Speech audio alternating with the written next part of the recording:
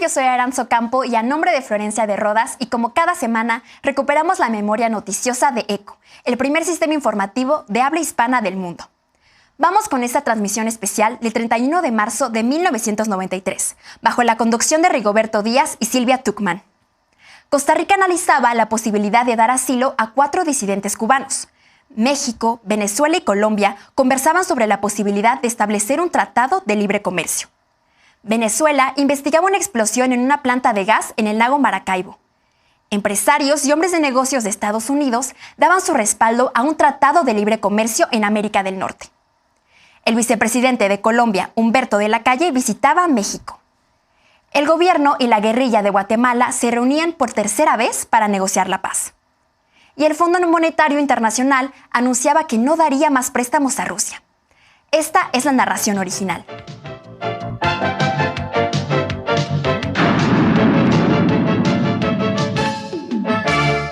Gracias por continuar en ECO. No se vaya, quédese con nosotros. Nosotros nos quedamos con usted con gusto y agrado. Les saludamos Silvia Tuckman, todo el equipo de ECO. He aquí la información. El gobierno de Costa Rica informó que pronto dará respuesta a la solicitud de asilo político hecha por 4 cubanos. El gobierno de Costa Rica comenzó a analizar la situación de 4 desertores cubanos que están pidiendo asilo político en esta nación centroamericana. El canciller de la República, Bernie House, explicó qué está sucediendo en torno a este controvertido asunto. Acabamos de recibir la solicitud de asilo político. Nosotros, como usted sabe, tenemos una larga historia en esa materia, una historia que nos llena de orgullo por su objetividad, claridad, y en ese sentido, pues vamos a actuar, pero tenemos que analizar el caso. El jefe de la diplomacia costarricense manifestó que cada caso se estudia por separado y que muy pronto habrá una resolución. Conceder asilo político no significa concederlo así, sin razón alguna. Debe conocerse cada caso, estudiarlo. En estos momentos la dirección jurídica está procediendo al estudio de estas personas y oportunamente haremos la decisión correspondiente. El canciller informó que, entre otras cosas, se determina si, como arguyen, son perseguidos políticos. Ellos alegan, y eso es lo que se tiene que probar, si no son perseguidos políticos y si no hay razón para ellos, si no califican como tales, pues no se concederá el asilo. Pero repito, antes de emitir criterio yo quisiera oír el informe de la dirección jurídica. Noemí Sanín, quien es ministra colombiana de Asuntos Exteriores, dijo que los gobiernos de México, Venezuela y Colombia tienen el firme propósito de firmar un tratado de libre comercio. El 2 y 3 de abril, la canciller Sanín instalará la Comisión de Vecindad Colombo-Panameña para estudiar asuntos comerciales y de seguridad entre los dos países. A partir del 5, en Santa Cruz de la Sierra, Bolivia, participará en la reunión preparatoria de la Cumbre de Presidentes del Grupo de Río, que se ocupará del libre comercio, la integración regional, las relaciones con Estados Unidos y el regreso del Perú al grupo. Acerca del libre comercio, la canciller Sanín señaló que un buen ejemplo de su conveniencia puede tomarse del acuerdo que están trabajando los países miembros del Grupo de los 3. Venezuela, Colombia y México han iniciado unas conversaciones bajo un supuesto bien importante, y es la decisión de los 3 presidentes de que la zona de libre comercio comience a funcionar el 1 de enero de 1994. En Santa Cruz de la Sierra, los cancilleres del Grupo de Río también se ocuparán de la difícil situación que se plantea a varios países productores de banano de la región por las restricciones que a partir de julio de este año impondrá la Comunidad Económica Europea a las exportaciones de la fruta. Nosotros estamos en desacuerdo con la medida porque contradice los principales acuerdos logrados a través del GATT, como es que no haya cuotas, como es que no haya aranceles de más del 20% y hay aranceles que superan el 200%. Lo que más nos preocupa a los colombianos es el tema de las licencias, porque los colombianos, los productores de banano, han hecho un gran esfuerzo para crear sus propias comercializadoras y sus propias distribuidoras de banano. La gira de la canciller colombiana por Sudamérica en abril próximo culminará en Brasil, a donde llegará para entrevistarse con el presidente Itamar Franco el día 12. Según se informa, es posible que las malas condiciones de seguridad hayan originado la explosión de una planta de gas en Venezuela la semana pasada. El Congreso venezolano comenzó una investigación para determinar las causas que provocaron una explosión de gas en el lago de Maracaibo la pasada semana. 11 muertos y 6 desaparecidos es el saldo oficial de la catástrofe ocurrida en el bloque 9 de la empresa Maravén en el lago de Maracaibo, donde se producían 120.000 barriles diarios de gas natural. Sin embargo, de acuerdo a versiones de expertos y familiares de las víctimas, el número de muertos sería superior a 25. Las investigaciones preliminares estiman que la explosión se produjo por acumulación de gases y que una chispa de una turbina en reparación haya sido el detonante. Voces del Congreso venezolano denunciaron que las instalaciones de la planta de gas tienen más de 30 años y que no reunía las condiciones exigidas por las normas industriales de seguridad.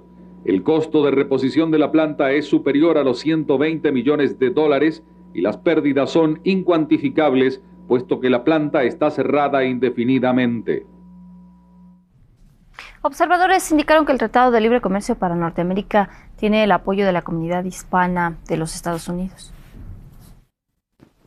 La comunidad latina en los Estados Unidos está a favor del Tratado de Libre Comercio, aseguraron en conferencia de prensa los directivos del llamado Consejo Internacional de Comercio Hispano, Rey Romero, Manuel Sánchez y Gabe Aguirre, quienes visitan México.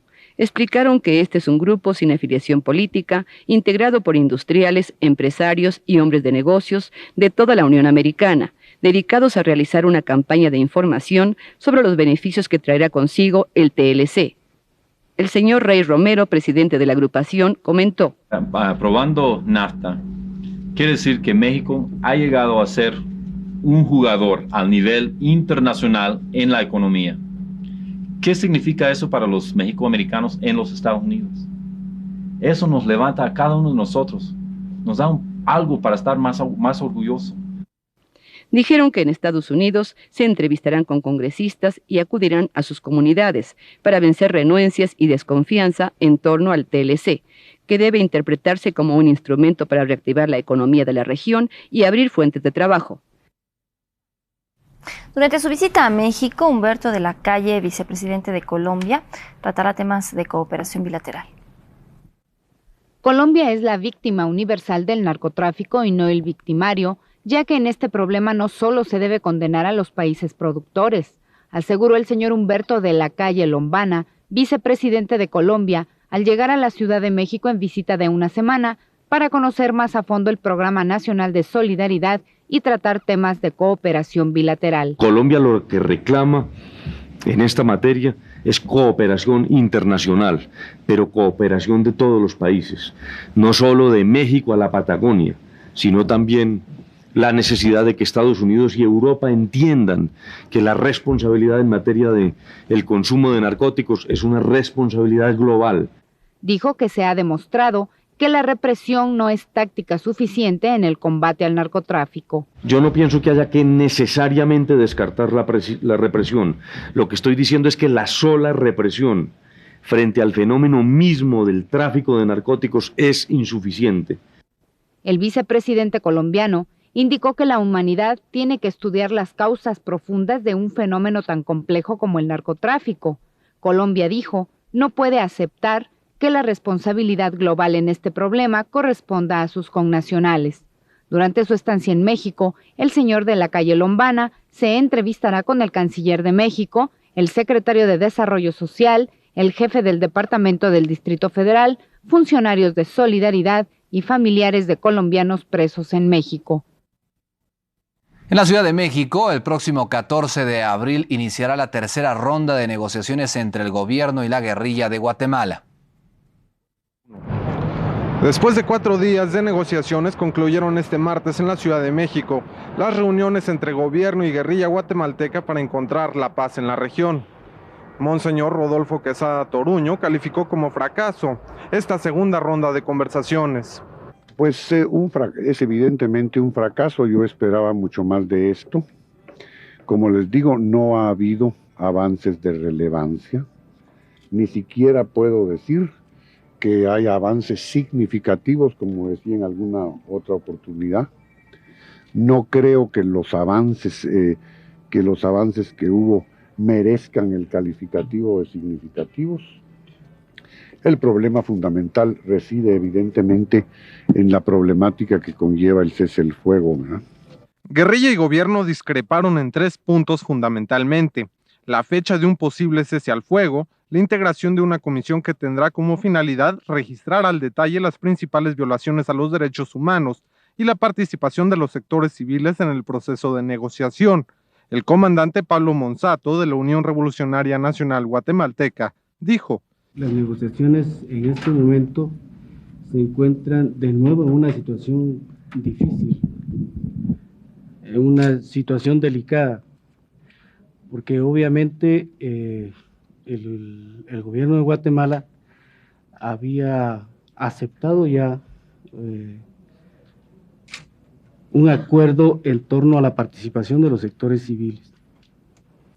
Y con estas enmiendas que trató de introducir, pues obviamente se crea una situación en la que el proceso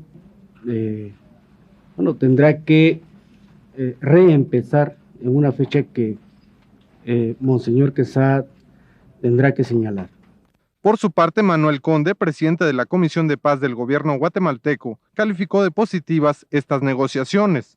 Para la Comisión de Paz del gobierno, esta ha sido una reunión muy importante, una reunión sobre la cual podemos hacer una valoración nuestra de una reunión positiva, una reunión en la que pudimos tratar temas importantes relacionados tanto con el tema de los derechos humanos, que fue uno de los programados en la agenda, así como el tema de la calendarización del curso del proceso.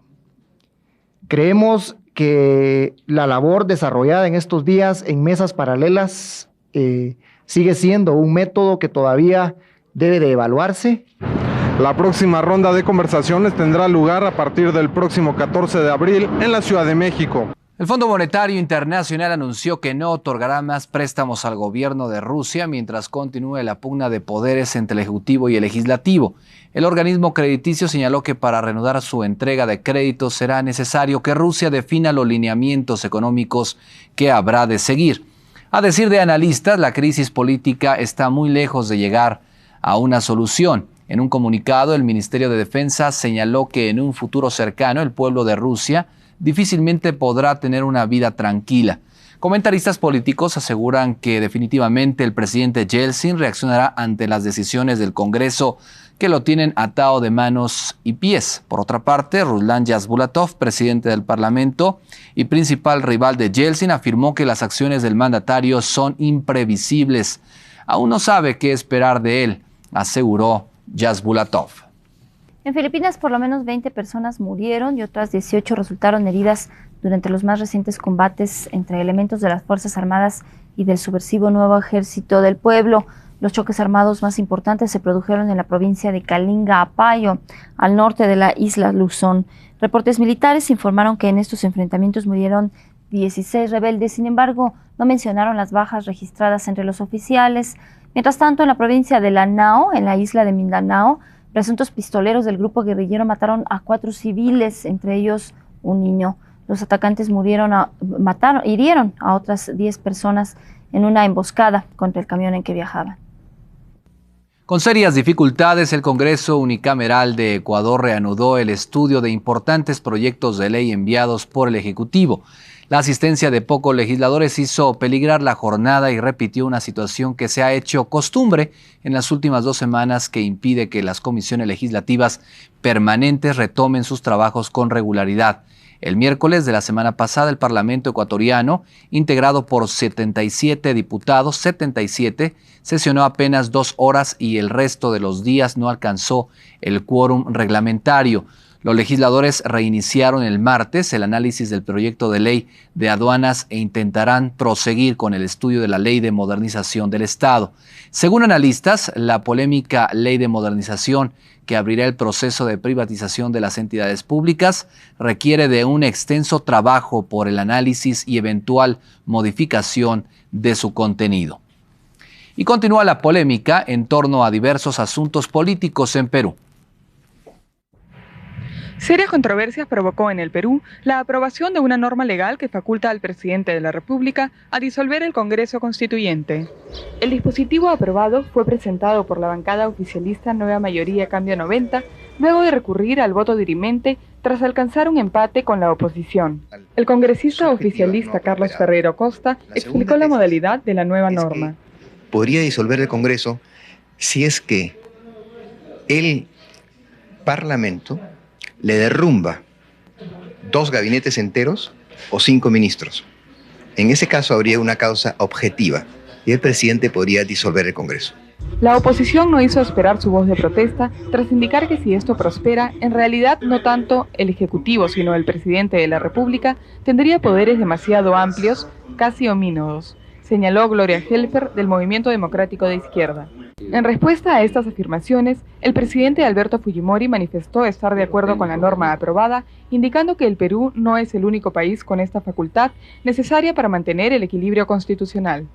En los últimos años, los poderes demócratas en el Perú han tenido en las cámaras mayoría parlamentaria, pero la oposición, como en el caso del presidente Fujimori, arrancó en repetidas ocasiones la marcha del gobierno.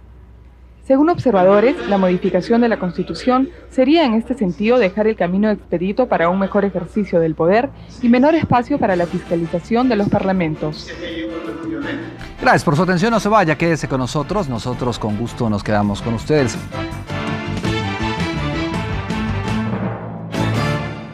Este es el documento histórico de ECO. Y a más de 31 años, después de conversaciones esta semana en Arabia Saudita, Rusia y Ucrania podrían alcanzar una tregua, pero en el Mar Negro. El reporte es de Manuel Rosales. Передусім, про що ми домовились, що може бути тиша на морі і вільне судноплавство, ви, в принципі, це знаєте. Una tregua en los ataques contra la infraestructura energética y en el Mar Negro, pero sin fecha definida para su inicio y con condiciones, son los resultados de 3 días de negociaciones indirectas entre Rusia y Ucrania con la mediación de Estados Unidos. Esta ronda de negociaciones realizada en Arabia Saudita concluyó sin una declaración conjunta firmada por las 3 partes y sin que se especificaran la fecha, la hora, los términos y las condiciones para implementar la tregua. Ми в Україні будемо все робити, щоб домовленості спрацювали і щоб не було ударів, але росіяни повинні знати і повинні усвідомлювати, якщо вони будуть завдавати ударів, то вони отримують сильну відповідь. Ucrania es conocida como el granero del mundo. Rusia es el mayor exportador de trigo y el Mar Negro es la puerta de salida para esos productos, por lo que una tregua marítima representaría un alivio y beneficios para ambos. Volodymyr Zelensky aseguró que su país implementará los acuerdos, pero se opuso al levantamiento de las sanciones contra Rusia. Por su parte, el gobierno de Moscú condicionó el cese de sus ataques a la eliminación de las sanciones occidentales contra su sector agrícola y la reconexión al sistema bancario SWIFT. Нам будут нужны четкие гарантии, и гарантии могут быть, как, учитывая печальный опыт договоренности просто с Киевом, гарантии могут быть исключительно результатом приказа из Вашингтона Зеленскому. En un comunicado, la Casa Blanca se comprometió a restablecer el acceso de Rusia al mercado de exportaciones agrícolas y mejorar el acceso a los puertos y al sistema de pagos. El gobierno de Donald Trump acordó con Ucrania colaborar para aumentar el intercambio de prisioneros de guerra, la liberación de civiles y el regreso de los niños ucranianos transferidos por la fuerza a Rusia. Putin, and not only Putin, everyone in his government, they are terrorists. That's impossible, completely impossible to believe that this time they indeed will do that they promised. Por ahora, el proceso de paz impulsado por Donald Trump solo ha conseguido estas treguas limitadas, que aunque dan un respiro a Ucrania, siguen siendo insuficientes. Emanuel Rosales, Noticias N+. Rusia aseguró el martes haber acordado con Estados Unidos en las negociaciones en Arabia Saudita una lista de infraestructuras energéticas en territorio ruso y ucraniano, que entran en la tregua energética. El gobierno ruso especificó que la lista incluye centrales hidroeléctricas, plantas nucleares, gasoductos, estaciones de compresión de gas, oleoductos y refinerías, entre otras cosas. Como respuesta, el presidente Volodymyr Zelensky dijo que Ucrania está lista para proceder al alto al fuego que prohíbe los ataques a la infraestructura energética. El gobierno ruso analizará el resultado de sus conversaciones sobre Ucrania con Estados Unidos en Arabia Saudita, pero no se haría público su contenido y tampoco se ha fijado una fecha concreta para una nueva reunión. El portavoz del Kremlin, Dmitry Peskov, especificó que los resultados de las discusiones se transmitieron y se están analizando. Además, que los contactos entre Rusia y Estados Unidos continuarán, aunque no hay nada concreto sobre una nueva reunión. El miércoles, Rusia dijo que continúan los contactos intensivos con Estados Unidos. El secretario de Estado de Estados Unidos, Marco Rubio, dijo el miércoles que poner fin a la guerra entre Rusia y Ucrania no será sencillo y tomará tiempo, ya que, entre otros factores, hay que evaluar un amplio marco de sanciones establecido globalmente. Rubio agregó que todos deberían estar contentos de que Estados Unidos esté involucrado en un proceso para poner fin a una guerra y lograr la paz. No va a ser fácil, no será sencillo, tomará tiempo, pero al menos estamos en ese camino y estamos hablando de estos temas. El miércoles, el presidente ucraniano Volodymyr Zelensky denunció los incesantes ataques de Rusia, que atacó con drones su territorio horas después de haber aceptado interrumpir los bombardeos en el Mar Negro y contra infraestructuras energéticas. Zelensky expresó en redes sociales que lanzar ataques así, a una escala tan grande, después de unas negociaciones de cese el fuego, es una señal clara al mundo entero que Moscú no busca una paz real. Vamos a una pausa. El Papa Francisco prosigue su recuperación en la residencia Santa Marta, en el Vaticano. Regresamos a ECO.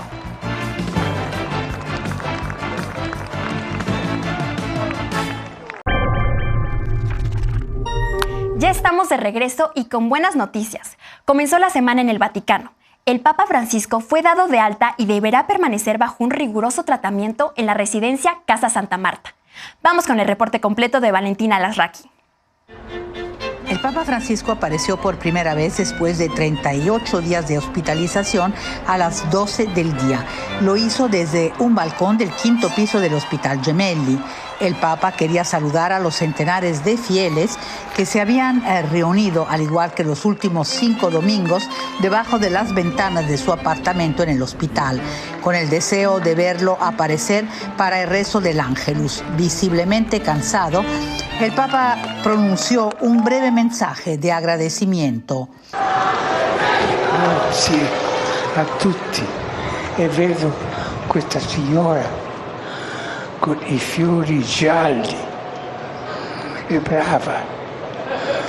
Inmediatamente después, el Papa salió del hospital. En su ida hacia el Vaticano, hizo una breve escala en la Basílica de Santa María la Mayor, donde se encuentra la imagen de la Virgen Salus Populi Romani, que salvó a la ciudad de Roma de la peste, de la que el Papa es muy devoto. Siempre va ahí antes y después de un viaje. No pudo bajar del coche, por lo que entregó un ramo de flores al cardenal Macriscar Cipreste de la Basílica. Se dirigió luego hacia la residencia de Santa Marta, donde deberá permanecer 2 meses en convalecencia, con un tratamiento farmacológico parcial, porque si bien ha superado la neumonía bilateral, sigue con una infección de las vías respiratorias. El Papa deberá hacer además fisioterapia motora y respiratoria, esta última para poder recuperar la voz.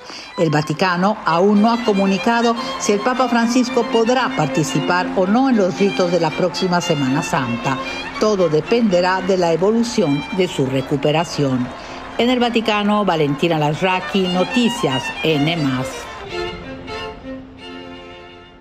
Sergio Alfieri, el médico del Hospital Gemelli, responsable del Papa Francisco, explicó el martes que hubo un momento en el que se tuvo que decidir entre parar y dejarlo ir o probar con todos los medicamentos y terapias posibles, corriendo un riesgo muy alto. Alfieri, en declaraciones a la prensa, fue claro y especificó que el Papa sabía que podía morir, y los que estaban a su alrededor tenían lágrimas en los ojos. Y él mismo dijo: esto es malo. El peor día fue el 28 de febrero, cuando tuvo un episodio de broncoespasmo. Afortunadamente, el Papa salió adelante. En otra información, el Tribunal Supremo de Brasil acordó por mayoría imputar al expresidente Jair Bolsonaro y a 7 de sus aliados por los delitos de rebelión e intento de golpe de Estado en 2023. El reporte es de Ricardo Burgos. Tras perder las elecciones de 2022, los seguidores de Jair Bolsonaro manifestaron ante los cuarteles para exigir un golpe de Estado. Invadieron también violentamente la sede del Supremo, el Congreso y el Palacio de Planalto. Apenas iniciado el gobierno de Luis Ignacio Lula da Silva en enero de 2023. 2 años después, la Corte Suprema de Brasil inició este martes la audiencia en la que decidirá de manera express si juzga a Bolsonaro por golpismo. Con Bolsonaro están acusados otras 7 personas, entre ellos militares de alto rango y exministros de su gobierno entre 2019 y 2022. Se le responsabiliza de los delitos de abolición violenta del Estado Democrático de Derecho, organización armada para delinquir, golpe de Estado, daño calificado y deterioro del patrimonio. Durante 3 sesiones, el Supremo, integrado por 5 magistrados, deberá decidir si aceptan los cargos y se inicia un juicio penal. En la primera audiencia, el fiscal general Paulo Bonet dijo que Bolsonaro lideró acciones ilegales para mantenerse en el poder y basó su acusación en manuscritos, archivos digitales y mensajes dirigidos a la ruptura del orden democrático. Con antelación a la audiencia, Bolsonaro negó rotundamente las acusaciones en su contra y afirmó que la causa está llena de ilegalidades que solo buscan sacarlo del tablero político del Brasil. El expresidente Bolsonaro tiene 70 años y está inhabilitado políticamente hasta 2030 por cuestionar el resultado de las elecciones en las que perdió frente a Lula. En tanto, el objetivo de los magistrados es acelerar el juicio de Bolsonaro, concluirlo antes de fin de año y evitar así entorpecer las elecciones de 2026. Ricardo Burgos, Noticias N+. En Turquía, Ekrem İmamoğlu, el alcalde de Estambul y principal opositor del presidente Recep Tayyip Erdogan, será el candidato para las elecciones presidenciales de 2028. El Partido Republicano del Pueblo impulsará su candidatura y es hoy la principal fuerza política de oposición turca. Ekrem İmamoğlu fue detenido el domingo acusado de corrupción, lo que desató protestas con el régimen del presidente Erdogan. Y antes de despedirnos, en Yakutsk, Rusia, comenzaron los Juegos de Pastores de Renos. La ceremonia de apertura se celebró en el lago Saizari, que está congelado debido a temperaturas de 20 grados bajo cero. En el evento participaron unas 250 personas de diferentes distritos de Yakutia, así como de Murmansk, Moscú, el distrito autónomo de Chukotka, la República de Tuvá, Mongolia y de China.